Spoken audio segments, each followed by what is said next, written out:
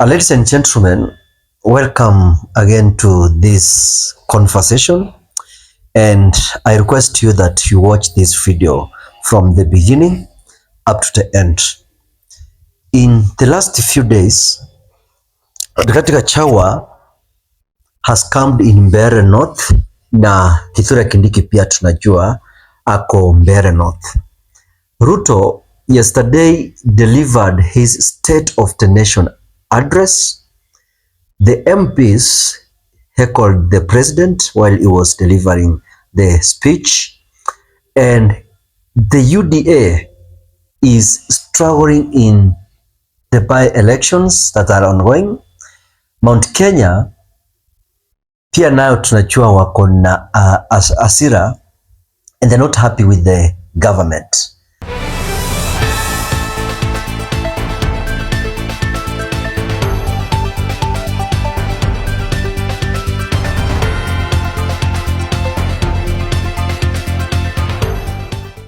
Welcome to my YouTube channel, ladies and gentlemen.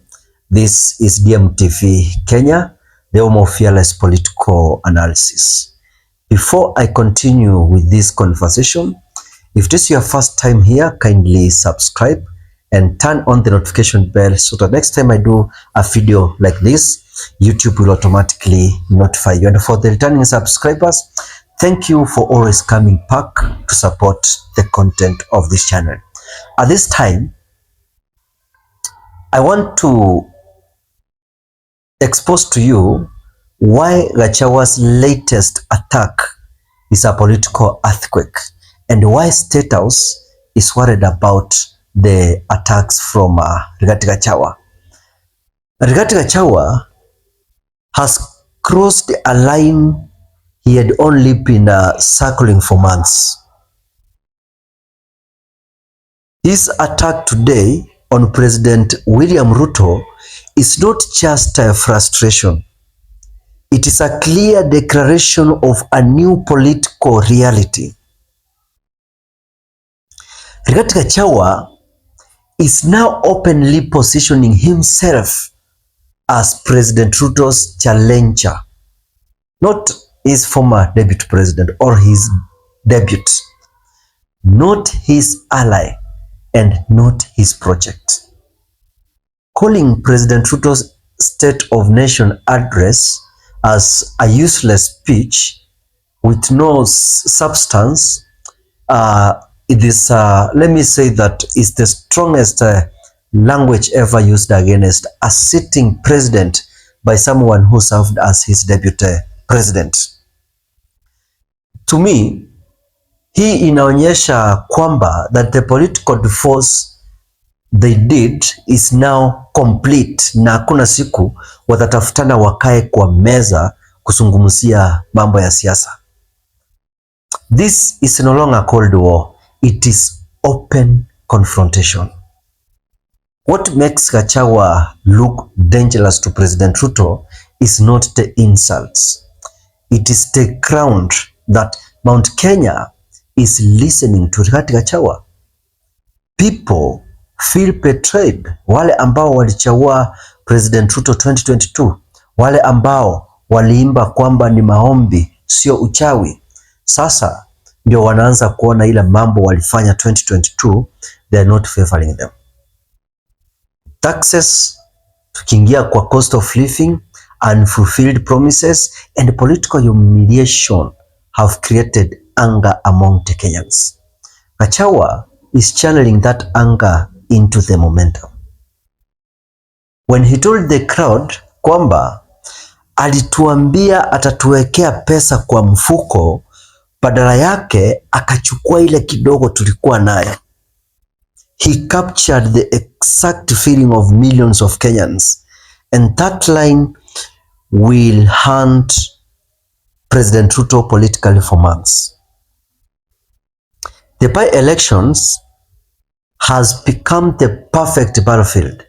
Gachagua knows that if he wins and the UDA loses, he will prove to Mount Kenya that he, not Ruto, he controls the ground. And this is why he's campaigning aggressively, walking door to door and holding 4 days of a massive rallies. He wants the by-election to become a referendum on President Ruto. Tukiangalia upande wa Western, Eugene Wamalwa alikuwa huko, tulikuwa na George Natembeya, tulikuwa na Fred Matiang'i and so many leaders who are campaigning to shame President Ruto. Kwa upande mwingine pale Western, viongozi ambao wanakampenia the UDA candidate hawana the support from wananchi. President Ruto's team, on the other hand, is using heavy state machinery. The cabinet secretaries, state resources, money, logistics, intimidation. But the more they push, the more Gachagua exposes them. He's claiming that government agents are bribing voters and demanding photos of ballot. I want to tell you that that's a direct attack on UDA's integrity. If even half of that report is true, the scandal could damage the ruling party vibaya sana. Gachagua is also painting Ruto as wastif, asking why the government spent 500 million on a by-election in an area with no water, no roads, and no electricity. Watu wanafili kwamba serikali imewatenga. Gachagua is turning this into a moment that Kenyans will use to target the president.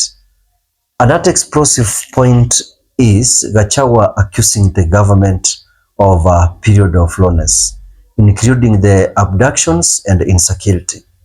That's a heavy charge. When a former deputy president accuses the government of allowing illegal activities, it signals a breakdown of truth with the highest level of civilization. Thank you and goodbye.